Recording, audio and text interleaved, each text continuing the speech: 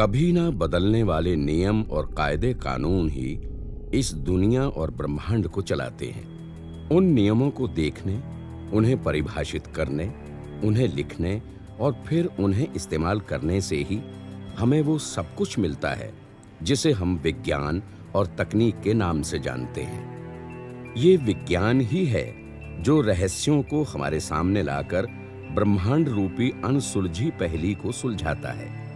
विज्ञान ही है जिसकी भाषा हमारी आंखें खोलती है, हमें सच दिखाती है।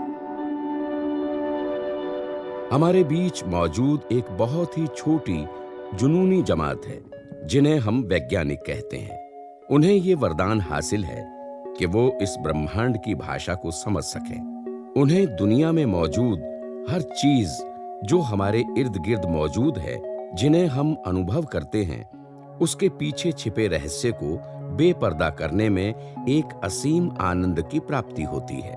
उन्होंने अपनी जिंदगी भौतिक और रसायन और गणित के अस्तित्व को समझने और मापने में समर्पित कर रखी है।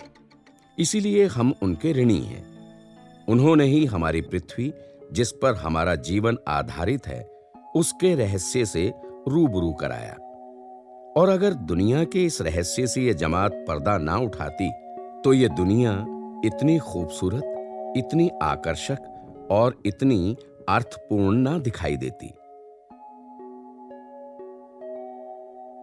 मिस अन्ना मोदाइल मणि, जिन्हें प्यार से लोग मिस मणि कहते थे, आधुनिक भारत के महान वैज्ञानिकों के बीच एक खास जगह रखती हैं।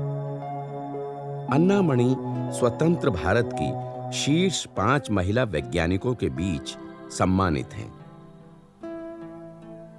अन्य 4 प्रमुख महिला वैज्ञानिक हैं कमला सोहनी 1912 से 1998, अशिमा चटर्जी 1917 से 2006, जानकी अम्मल 1897 से 1984, राजेश्वरी चटर्जी 1922 से 2010। और अपने गृह राज्य केरल से तो वो पहली महिला वैज्ञानिक हैं।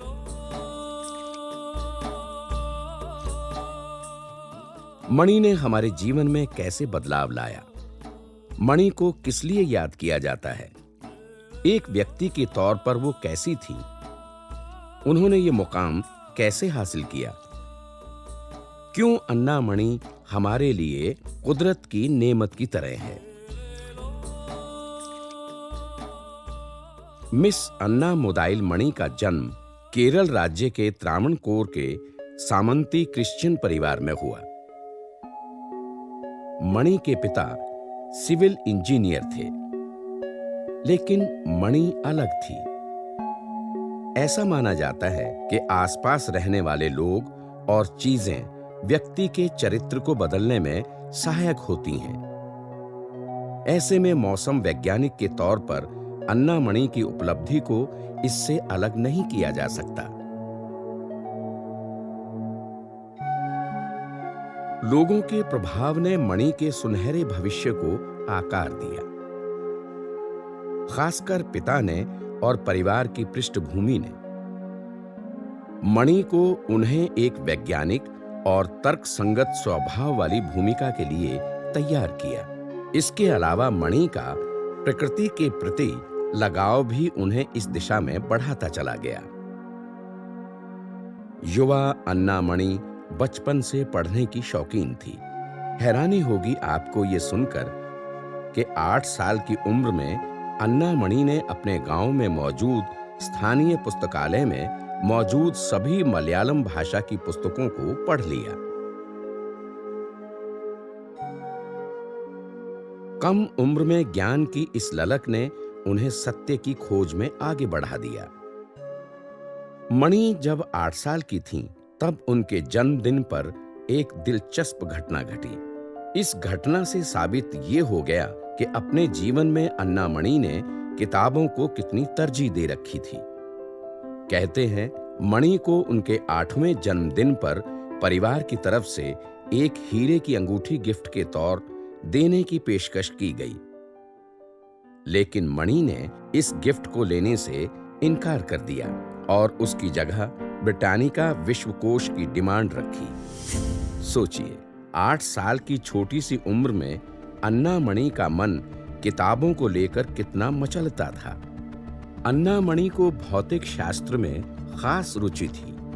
जब उन्होंने मद्रास प्रेसिडेंसी कॉलेज में फिजिक्स में ग्रेजुएशन के लिए दाखिला लिया तो वो क्लास के 6 छात्रों में इकलौती लड़की थी।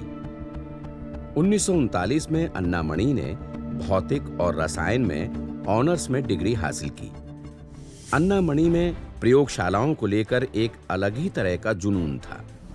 ग्रेजुएशन के बाद अन्ना मणि ने मद्रास के वुमेन क्रिश्चियन कॉलेज में फिजिक्स के डिमॉन्स्ट्रेटर के तौर पर नौकरी ज्वाइन की। ऐसा कहा जाता है कि उनके साथियों ने उन्हें बेंगलुरु के इंडियन इंस्टीट्यूट ऑफ साइंस से पोस्ट ग्रेजुएशन की पढ़ाई के लिए आवेदन भरने को प्रेरित किया।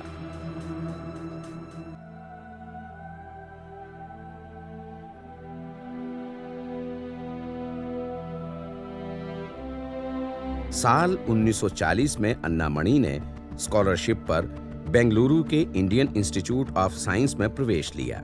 इस संस्थान में मणि को सानिध्य मिला नोबेल पुरस्कार विजेता प्रोफेसर सीवी रमन का, और इसका असर ये हुआ कि देखते ही देखते प्रोफेसर सीवी रमन के निर्देशन में मणि की जिंदगी नई दिशा लेने लगी। बड़ा ही रोमांचक था वो दौर जब मणि रमन प्रयोगशाला में यंत्रों के साथ जूझती थी। यही इंस्टीट्यूट बाद में 1948 में प्रोफेसर सीवी रमन के नाम पर हो गया। अन्ना मणि के काम से प्रभावित प्रोफेसर सीवी रमन ने मणि को फ्लोरोसेंस पर अनुसंधान के लिए बड़े अवसर दिए। जिस दौर में मणि को यह मौका मिला वो अपने आप में अद्वितीय और गौरवशाली था। इस शानदार मौके को अन्ना मणि ने भी हाथ से जाने नहीं दिया और हीरे और रूबी की स्पेक्ट्रोस्कोपी पर बेहतर परिणाम वाली रिसर्च की। मणि ने 30 अलग अलग हीरों पर स्पेक्ट्रोस्कोपी के जरिए उसके फ्लोरोसेंस, एब्जॉर्प्शन और रमन स्पेक्ट्रम के आंकड़े जुटाए। 1942 से 1945 के दौरान अन्ना मणि ने हीरे और रूबी के ल्यूमिनिसेंस पर 5 रिसर्च पेपर निकाले और इस तरह अगस्त 1945 को मद्रास यूनिवर्सिटी में मणि ने अपनी पीएचडी की डिग्री के लिए शोध जमा कराए, लेकिन मद्रास यूनिवर्सिटी ने उन्हें पीएचडी की डिग्री नहीं दी। ये दुर्भाग्य था क्योंकि मणि न सिर्फ उस डिग्री की हकदार थी बल्कि उससे भी कहीं ज्यादा की काबिलियत रखती थी। इसके पीछे मद्रास यूनिवर्सिटी का तर्क था कि अन्ना मणि ने एमएससी यानी मास्टर्स की डिग्री हासिल नहीं की है। मद्रास यूनिवर्सिटी को पीएचडी के लिए भेजे गए शोध पत्र आज भी रमन रिसर्च इंस्टीट्यूट की लाइब्रेरी का हिस्सा है, जिन्हें शायद मद्रास यूनिवर्सिटी का भी हिस्सा होना था।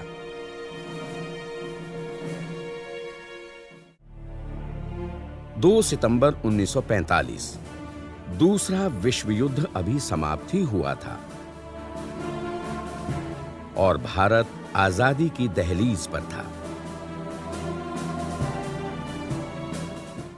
कि तभी ब्रिटिश सरकार ने भारतीय छात्रों को यूके और यूएसए में उच्च शिक्षा के लिए छात्रवृत्ति की पेशकश की। अन्ना मणि इन दोनों ही जगहों के लिए योग्य थीं।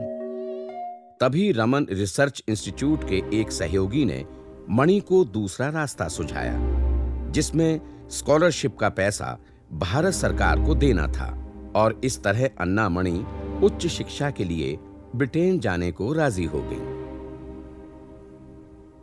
लेकिन इस रास्ते में एक और दिक्कत खड़ी हो गई। ब्रिटेन में मणि के पसंदीदा विषय भौतिकी के लिए किसी तरह की स्कॉलरशिप का प्रावधान नहीं था, बल्कि वहां जरूरत थी मौसम विज्ञान में। मणि को ब्रिटिश सरकार ने मौसम विज्ञान इंस्ट्रूमेंटेशन में उच्च शिक्षा के लिए आमंत्रित किया।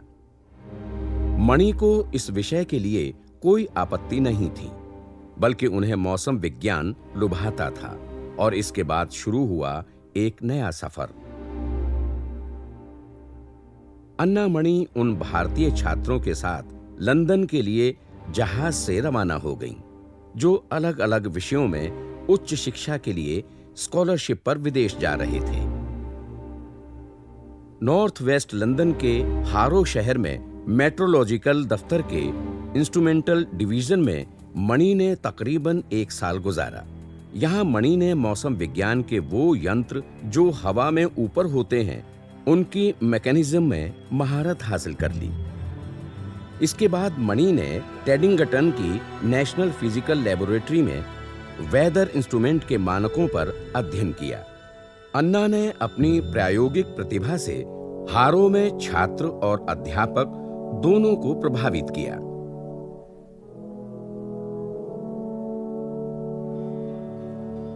(1948) में आजाद भारत आगे बढ़ने के लिए तत्पर था। इसी दौरान अन्ना मणि भारत लौट आईं। पुणे का भारत मौसम विज्ञान विभाग मणि की ऐतिहासिक यात्रा की शुरुआत के लिए इंतजार कर रहा था। ये वो दौर था जब मौसम विज्ञान के तमाम उपकरण यूरोप से आयात किए जाते थे। तभी अन्ना मणि ने ये प्रण लिया कि वो भारत के लिए भारत में ही मौसम विज्ञान के उपकरण डिजाइन करेंगी और उनका निर्माण करेंगी। अन्ना मणि के सामने सबसे पहली और बड़ी चुनौती थी रेन गेज, थर्मोग्राफ, बैरोमीटर और एनीमोमीटर जैसे उपकरणों की बड़ी श्रृंखला का निर्माण। रेन गेज यानी वर्षामापी यंत्र का उपयोग आकाश से बरसने वाले पानी की मात्रा को नापने के लिए किया जाता है। थर्मोग्राफ द्वारा बायोमेटेलिक तत्व में तापमान के साथ होने वाले परिवर्तन के भौतिक गुणधर्मों को दर्शाया जाता है। हाइड्रोग्राफ उपकरण से वातावरणीय आर्द्रता में होने वाले स्वतः परिवर्तन को दर्ज किया जाता है। बैरोग्राफ का उपयोग करके हम किसी दिए गए स्थान पर वायुमंडलीय दबाव को दर्ज कर सकते हैं। एनेमोमीटर यानी पवनमापी द्वारा हवा की गति एवं हवा के दबाव को मापा जाता है। इन उपकरणों को बनाने के लिए भारत में तकनीकी रूप से तैयार मैन पावर मौजूद नहीं था। लेकिन अन्ना मणि ने हार नहीं मानी। वो युद्ध स्तर पर अपने मिशन में जुट गई और IMD में उन्होंने विशेषज्ञों का एक कोर ग्रुप बनाया, जिसके पास डिजाइन, निर्माण, मापन और संचालन की महारत थी। और बाद में ये दौर भारत में मौसम विज्ञान विभाग के इंस्ट्रूमेंटेशन डिवीजन के इतिहास में सबसे ज्यादा गतिशीलता के लिए जाना गया। अन्ना मणि के सहयोगी उस दौर को भारत में इंस्ट्रूमेंटेशन के सुनहरे दौर के तौर पर याद करते हैं। जब मैं पहली बार उनसे मिला तो मैंने उनके बारे में कुछ भी सुना नहीं था, जबकि मैं उस जगह पर पला बढ़ा जहां से केवल 5 किलोमीटर की दूरी पर वो पली बढ़ी थी। जिस तरह से उन्होंने अपने आप को संचालित किया, उससे मैं बहुत प्रभावित हुआ। उनमें काम करने की भरपूर क्षमता थी। वो हमें काम देकर कहती कि ये 3-4 दिन में पूरा हो जाना चाहिए, जबकि वो काम 15 दिन में भी खत्म कर पाना मुश्किल होता था। लेकिन उन्हें इस बात से कोई फर्क नहीं पड़ता था। उन्हें सिर्फ परिणाम चाहिए था। विज्ञान के प्रति उनका समर्पण शुद्धता और पूर्णता से यंत्रों को संशोधित करती। वो हमेशा से सबसे अच्छी तकनीक से यंत्रों को बनाने में विश्वास रखती। 1953 में अन्ना मणि प्रमोशन के बाद इंस्ट्रूमेंटेशन डिपार्टमेंट की प्रमुख बन गईं। इस विभाग की बागडोर एक महिला के हाथों में आना उस दौर के लिए बड़ी और असामान्य सी उपलब्धि थी। 1960 आते आते मौसम विज्ञान के क्षेत्र में भारत आत्मनिर्भर हो गया और ये सब अन्ना मणि की कड़ी मेहनत, उनके नेतृत्व और दृढ़ निश्चय से ही संभव हो पाया।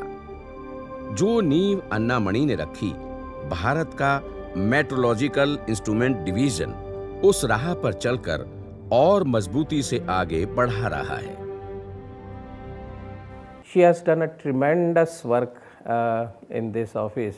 उन्होंने इस दफ्तर में प्रचुर कार्य किया है, चाहे वो कार्य कार्यशाला हो या फिर विकिरण हो। सभी प्रकार की प्रगति में उनका ही हाथ रहा था। सभी प्रकार के जमीन पर मौसमी उपकरण बनाने में उन्हीं का ही योगदान था। यहाँ पर करीब 539 ऑब्जर्वेटरीज हैं, जो कि अन्य जगहों पर कुल मिलाकर 1000 ऑब्जर्वेटरीज हैं, जो हम मेंटेन कर रहे हैं। 1960 में ही अन्ना मणि ने अपना ध्यान वातावरण में बढ़ती ओजोन और उसके मापन पर लगा दिया। पूरी दुनिया अभी इस सोच से 2 दशक दूर थी, लेकिन मणि ने ओजोन के खतरे को 60 के दशक में ही भांप लिया। उस वक्त पूरी दुनिया में महज 4 देश थे जो ये जानते थे कि ओजोन को मापने के लिए ओजोन सोंडे को विकसित कैसे किया जाए। ओजोन सोंड ओजोन के वितरण और उसके भौगोलिक बदलाव के आंकड़े जुटाता है। अन्ना मणि ने अपना ओजोन सोंड बनाया और भारत को उन 5 देशों में शुमार करवा दिया जिनके पास खुद के ओजोन सोंड विकसित करने की काबिलियत थी।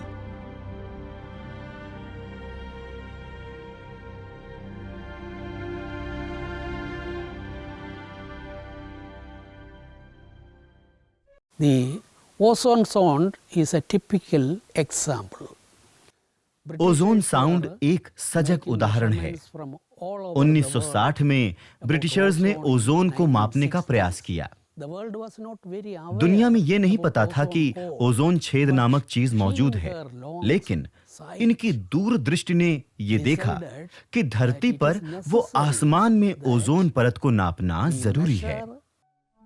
अन्ना मणि की दूरदर्शिता और ओजोन को मापने की काबिलियत को जल्द ही विश्व मौसम विज्ञान संगठन में भांप लिया और उसने मणि को अंतरराष्ट्रीय ओजोन आयोग का सदस्य बना लिया। 1963 में भारत अपने पहले और ऐतिहासिक रॉकेट प्रक्षेपण के लिए तैयार था। विक्रम साराभाई ने अन्ना मणि से निवेदन किया कि वो थुम्बा में मौसम वेधशाला और इंस्ट्रूमेंटल टावर लगाएं, जिससे रॉकेट के प्रक्षेपण में मदद मिल सके। मणि ने इस चुनौती को स्वीकार किया और रॉकेट प्रक्षेपण से ठीक पहले 2 दिन में इस कठिन चुनौती को अमली जामा पहना दिया। 21 नवंबर 1963 की सुबह जब आसमान में देश का पहला रॉकेट प्रक्षेपित हुआ तो मणि और उनकी टीम के लिए ये पल यादगार और गौरवशाली था। 1969 को अन्ना मणि देश की राजधानी दिल्ली में आईएमडी के इंस्ट्रूमेंटेशन प्रभाग की उप महानिदेशक बनकर आईं। मणि देश की पहली महिला वैज्ञानिक थी जो इस अति सम्मानित पद पर विराजमान हुई। 1960 के दशक में अन्ना मणि ने हिंद महासागर में चल रहे प्रयोगों में विशेष भूमिका निभाई और भारतीय नौसेना के 2 जहाजों किस्ना और वरुणा को मौसम मापने के उपकरणों से सुसज्जित कराया। 1967 में विश्व मौसम विज्ञान संगठन के अध्यक्ष के तौर पर उन्होंने बड़ी ही प्रभावी भूमिका निभाई और विश्व मौसम विज्ञान संगठन के उपकरणों को लेकर मौजूदा गाइडलाइन में बड़े बदलाव किए। मणि विश्व मौसम विज्ञान संगठन में आयोग के उस कार्यकारी समूह की सलाहकार समिति की सदस्य बन गईं जो उपकरण उनके मापने के तरीके और विकिरण पर काम करता था। सीआईएमओ की चेयरमैन के रूप में अपने कार्यकाल के दौरान अन्ना मणि ने दुनिया भर में विकिरण के मेजरमेंट दिए और उनके इन प्रयासों को स्विट्जरलैंड के दावोस की वेधशाला और सोवियत संघ के लेनिनग्राड में मौजूद वर्ल्ड रेडिएशन डाटा सेंटर में देखा गया। हवर्स में मौसमी यंत्रों से संबंधित प्रयोगशाला भी, जिसमें काफी तादाद में इन यंत्रों का रखरखाव होता था। यह प्रयोगशाला निजी तौर पर आयोजित थी और स्विस सरकार द्वारा वित्त पोषित थी। अचानक स्विट्जरलैंड के राजनेताओं ने वित्त सहायता करने से हाथ खींच लिया। इस ऑब्जर्वेटरी को बंद करने की नौबत आ गई। मिस अन्ना मणि ने उनके खिलाफ बहस छेड़ी और अंत में इस ऑब्जर्वेटरी को वर्ल्ड रेडिएशन सेंटर के नाम से पहचान दिलाई। ये उनकी एक बड़ी उपलब्धि थी।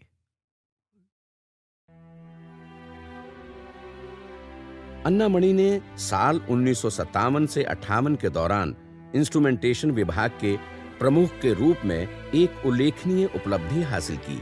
ये अंतर्राष्ट्रीय भूभौतिकीय वर्ष था।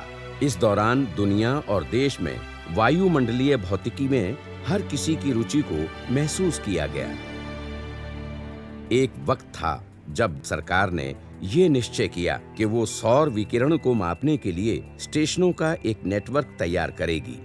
सरकार के इस फैसले के बाद भारत ने सौर विकिरण के उपकरणों को आयात किया, लेकिन अन्ना मणि ने इस फैसले को चुनौती की तरह देखा और ये निश्चय किया कि वो खुद सौर विकिरण को मापने वाले उपकरणों की पूरी श्रृंखला भारत में बनाएंगी। और आज मणि के उस दृढ़ निश्चय की ही देन है कि भारत परिष्कृत उपकरण जैसे पाइहेलियोमीटर, पाइरेनियोमीटर और पायरजियोमीटर्स बनाने में सक्षम है। अन्ना मणि की वजह से 1970 तक देश में 35 विकिरण स्टेशन थे, वो भी अपने बनाए उपकरणों के साथ, जहां सटीकता के लिहाज से विश्व स्तरीय आंकड़ों की गणना होती थी। अब तो पूरे एशिया में पुणे की तरह राज्य स्तरीय रेडिएशन सेंटर आपको मिल जाएंगे।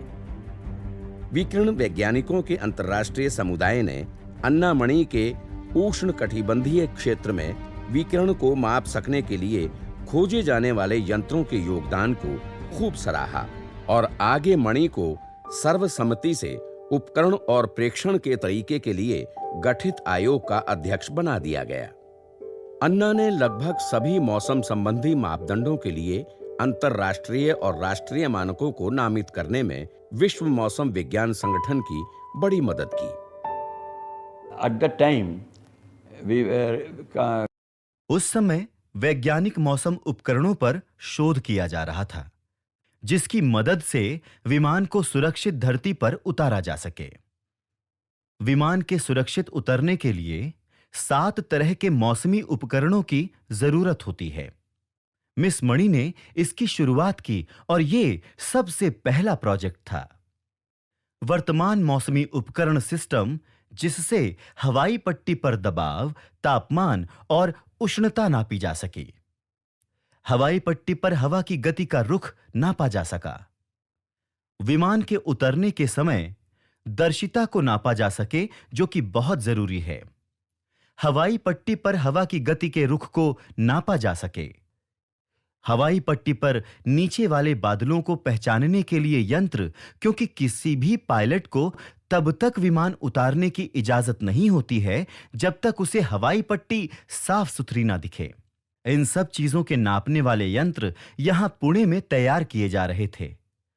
सबसे पहले दिल्ली के हवाई अड्डे पर इन उपकरणों को लगाया गया ताकि विमान सुरक्षित जमीन पर उतर सके। 1976 में मिस अन्ना मणि भारत मौसम विज्ञान विभाग के उप महानिदेशक के पद पर रहते हुए सेवानिवृत्त हुई।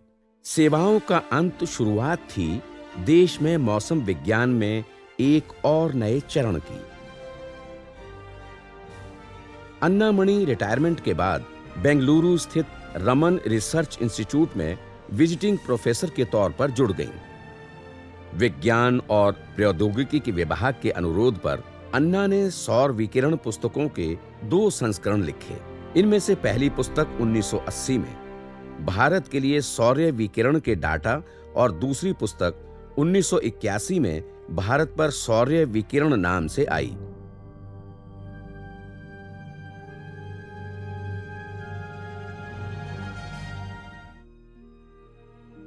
आईएमडी के बाद के दिनों में अन्नामणि ने पवन ऊर्जा के कई प्रोजेक्ट पर काम किया था। इसीलिए अन्ना को यकीन था कि भारत में सौर और पवन ऊर्जा के क्षेत्र में जबरदस्त क्षमता है।